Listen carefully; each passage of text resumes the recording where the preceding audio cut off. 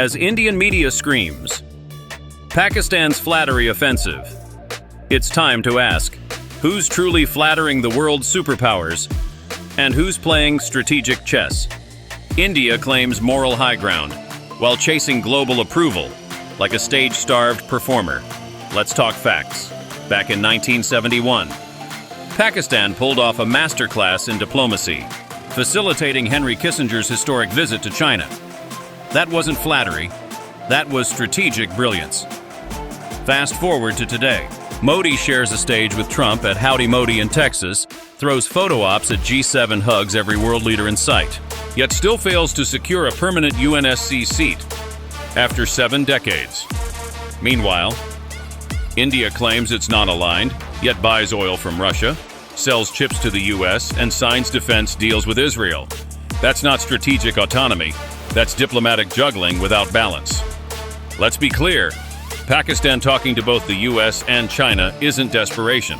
It's called diplomatic relevance. That's what mature states do. General Asim Munir meets Chinese leadership. With confidence, Ishaq Dar sits across Marco Rubio. With purpose. These aren't stunts. These are statements. Pakistan isn't isolated. It's active. It's decisive. Now look at India's track record. While mocking Pakistan's ties with China, India quietly participated in military drills with China in 2022, right after the Galwan Valley clash. 20 Indian soldiers dead, still no accountability. Indian media plays games with language, calling Pakistan chronic flatterers. General Asim Munir, Chinese leadership, Ishaq Dar, Marco Rubio. India, military drills, China, Galwan Valley clash. Indian media, games with language, Pakistan, while staying silent on its own prime minister's awkward silence. On Gaza, on Rafah, on Kashmir's lockdown, and on India's own Muslims. Let's not forget, Maldives recently told India to remove its troops.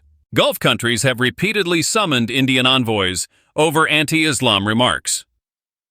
Canada accuses India of political assassinations. Where is this so-called moral high ground? Pakistani diplomacy is built on strategy, not sycophancy. Our military ties with China go beyond slogans. JF-17s, naval frigates as space tech. Joint exercises. This isn't flattery, it's long-term alignment. And when Pakistan engages Washington, it's not with begging bowls, it's with clarity. Whether it's Pahalgam. Regional peace or counter-terror narratives, Pakistan is speaking, not pleading. Indian media calls us flatterers. But look closely. Modi shakes hands with Xi, smiles at Biden, flatters Trump, and still gets rejected by the UNSC. Who's flattering whom?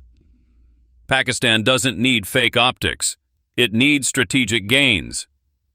And that's what it's getting, quietly, effectively, without making a spectacle of itself.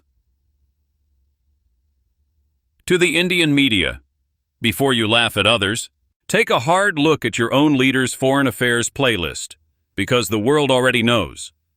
Who's the real flatterer?